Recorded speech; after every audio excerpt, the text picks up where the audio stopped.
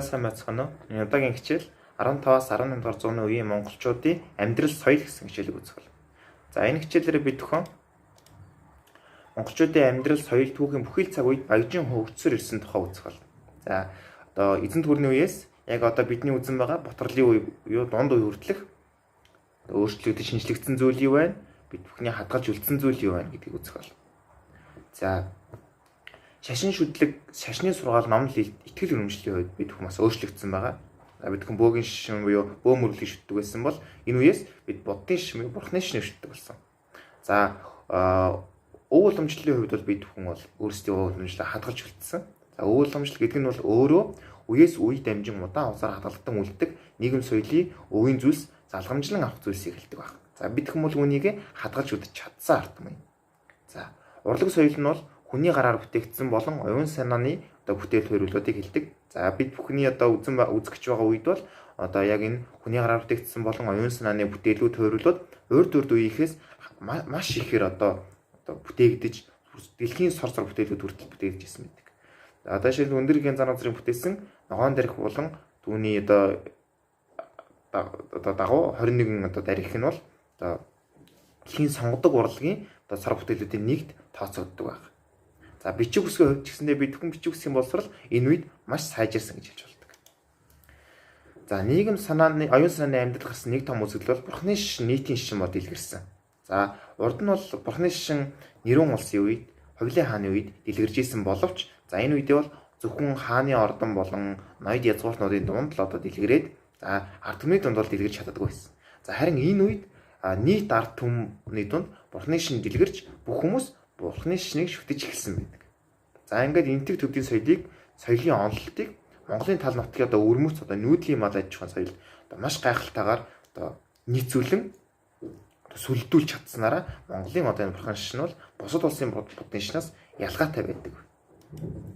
За мөн бичиг үсгийн хувьд ч гэсэн одоо бид бүхэн бол маш одоо гайхалтай түүхийг бүтээсэн байдаг. За бид бүхэн одоо өмнөх хичээл дээр үзсэн Монголын хаан тулсууд хичээл дээр үзэх улс гэдэг нь бол бусад улс орнуудтай харилцах чадамжтай байх хэрэгтэй гэж үзсэн тийм үү.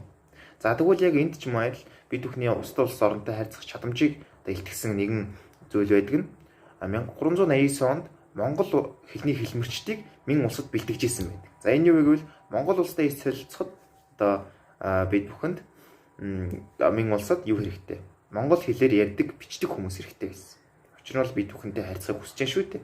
За тэгээд ухаан юу гэдэг толь бичгийг хэвлүүлсэн байдаг баг. За монголчуудын бичиг үсгийн боловсролын хувьд бол одоо өмнөх боломжит хадгалан үлдсэн. За тэр шүтгийг л бүр одоо хэл найруулга одоо тэр төвшөндөө сайжирсан байдаг байгаа. За мөн одоо бичгийн одоо ур чадвар нь хүртэл маш сайжирсан байдаг. Одоо тухайн үед бол одоо зохтын хадны бичээс болон бусад одоо үүсэн цаас гэх мэт одоо бичгийн дурсгалууд хадгалдан үлдсэн байдаг. За түүнээс гадна бас одоо түүхэнд одоо бичигдэн үлцээр монголчууд одоо элчин харилцаанда морин дээр одоо тавхиж явахдаа монголч их татлан бичиж одоо захиаг бичдэг байсан гэж одоо үздэг байна. За тэгэхээр маш гайхалтай тийм үү. За одоо тухайн үеийн одоо бичгийн одоо түүхтэй холбоотой зүйлүүдийг одоо энэ юун дээр харуулсан байна гэсэндээ за халахын зогтхонтайжийн дуудын хадны бичиг гэж одоо 16-аас 17 дугаар зууны үеийн одоо сар бүтээл байгаа. За энэ бүхнийг одоо бид бүхэн энэ зурган дээрс харж болно. За хадан дээр сэлсэн гэхэд маш гайхалтай одоо нарийн тэг химиг одоо баримталж маш сайхан бичсэн байна тийм үү. За үүнийг бол одоо зогтхонтой шүлгэлж Гүн Баатар одоо сэлсэн байдаг байгаа. За 1587 онд бол харчны аюуш гүш Монгол хүчийн галгийн тогтолцоог зохион боловсруулсныг алиг хэвсэг гэдэг байна. За энэ бол одоо Монгол хэлэнд байгаа гадаад үгнүүдийг хэрхэн бичих вэ гэдэг галиг үсэг юм.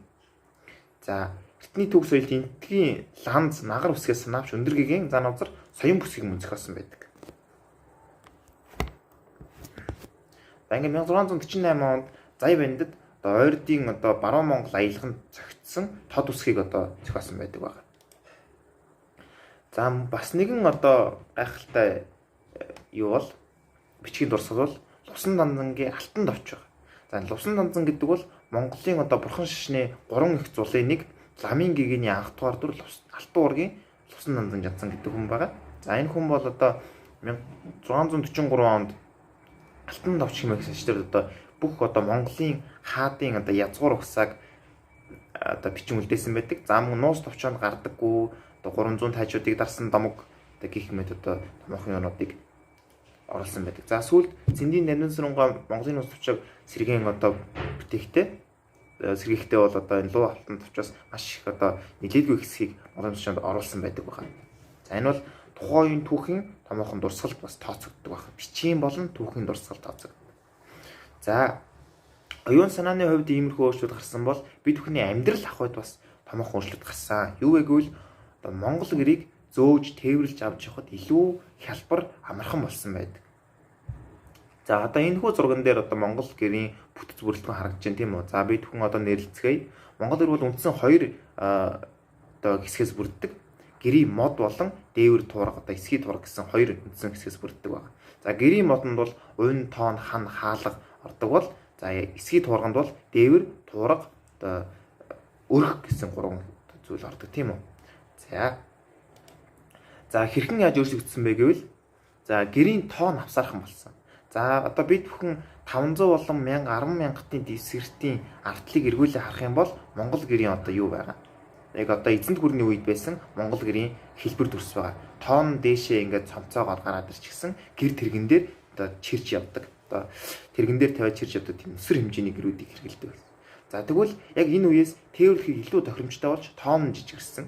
За мөн одоо унь ханны тогтолцоо өөрчлөгдсөн, баг зэрэг өөрчлөгдсөн байдаг. За хамны толгой нэмэгдсэн, цамхраа тоон бий болсон. За ингэснээр гэрийн хэлбэр төрөлд өөрчлөлт орсон байдаг байна. За өмнө нь бол гэрийн хэлбэр бол маш одоо дээшээ ийм игц одоо гурвалжин хэлбэртэй байсан бол энэ үеэс одоо ийм цилиндр маягийн ч гэдэм үү дээрээ баг зэргийн конус хэлбэртэй бөгөөд их биеийн цилиндр болж одоо хувирсан байдаг байна. За ингээд тухайн үед зөвхөн одоо монгол гэрээс гадна хатгуур гэр, овоохоо, шовоохоо зэрэг орон сууцыг хэрэгжилж байсан байдаг. За тэгээд гэрийн модыг бол голдуу бурсаа хийдэг байсан. За орчин үед бол хар модоор хийж байгаа. Тийм үү? За ингээд хичнээн одоо энэ бүхэн одоо оюун санааны хувьд өөрчлөлт гарсан гэж байна. Амьдрал ах хувьд өөрчлөлт гарсан гэж байна. Гисэн хэдиж бид бүхэн нүүдлийн мал, сонгодог нүүдлийн мал аж ахуй гэдэг зүйлийг хизээч одоо авчаагүй. Яг л энэ нүүдлийн мал аж ахуйгаараа жилийн 4 улиралдаа нүүдлэн аж төрцгөөж байсан байдаг юм аа. За ингээ анхаарал хандуулсан явдал баярлалаа.